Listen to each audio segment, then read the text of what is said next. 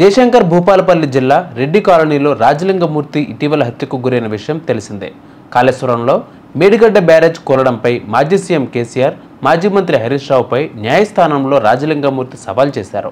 అయితే కేసులో కోర్టు ఒకసారి అనుకూలంగా, మరొకసారి ప్రతికూల ఫలితం ఏర్పడింది. ఈ క్రమంలోనే ఆయన హత్యకు గురవడం రాజకీయంగా తీవ్ర సంచలనం రేపింది. కోర్టులో కేసు వేసిన కారణంగానే హత్యకు గురయ్యాడని కాంగ్రెస్ పార్టీ నాయకులు, మంత్రులు ఆరోపించారు. ఈ ఘటనపై లింగమూర్తి భార్య సరళ భర్తపై జరిగిన దారుణానికి నిరసనగా దీక్ష చేపట్టింది. నా భర్తను చంపిన హరిబాబుకు ఉరిశిక్ష వేయాలి అని కోరుతూ నిరసనకు దిగింది.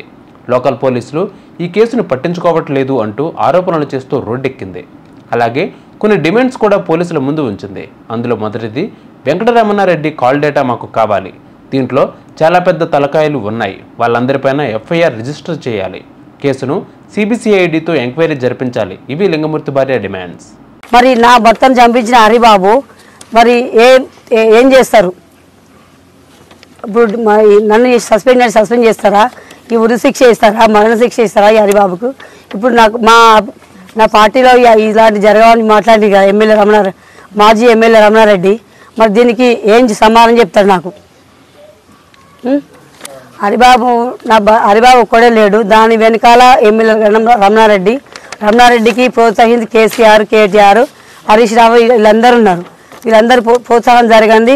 నా భర్త మరణం జరగలేదు. ఇవి చూడండి ఒకసారి. నేను చేసిన తప్పేంటిది? తప్పని ప్రశ్నిస్తేనే నన్ను ఇట్లా చేసిండ్రు. మరి నా భర్త మరణానికి కారణం వెనకాల ఎవరు ఉన్నారు? పెద్ద పెద్ద హస్తాలు ఏంది ఇలాంటి ఈ మరణం? ఇవాళ రేపో కేసీఆర్ బిడ్డ కవితమ్మ వస్తుందట. మరి కవితమ్మ వచ్చేది దేనికి? అంటే ఇలాంటి హత్యలకు సహకరించడానికా? లేకపోతే అటెంప్ట్ మర్డర్ జరిగిన భర్తను సానుభూతి చెప్పడానికి వస్తుందా? లేకపోతే ఇలాంటి వాళ్ళని ప్రోత్సహించడానికి వస్తుందా? దానికి కారణం నాకు కావాలి. నా భర్త చనిపోయింది దేనికి చనిపోయాడు? ఈ ఫోటోలు చూడండి ఒకసారి. ఈ హరిబాబు అంటోడు ఇంత దగ్గర లేకుంటే ఇవి ఎందుకు ఇట్లున్నాయి? ఈయన మంచోడే కదా, ఇంత దగ్గర ఆయన మాకు సంబంధాలు లేని మాట్లాడుతున్నాడు. మా బీఆర్ఎస్ పార్టీలో ఇలాంటి జరగాలని మాట్లాడుతున్నాడు.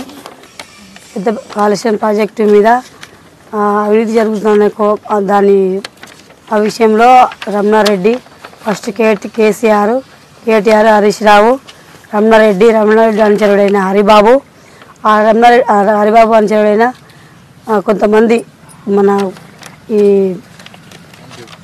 సంజీవు, మన ఈ కొమురయ్య అందరిని పెట్టి వీళ్ళు వెనకాల పెట్టుకుంటూ పెద్ద వాళ్ళ హస్తంతో నా భర్తను ఇది బలమైన కారణంతో చంపించాను. ఈ మేడిగడ్డ ప్రాజెక్టు మీద ఈయన సక్సెస్ అవుతుండు.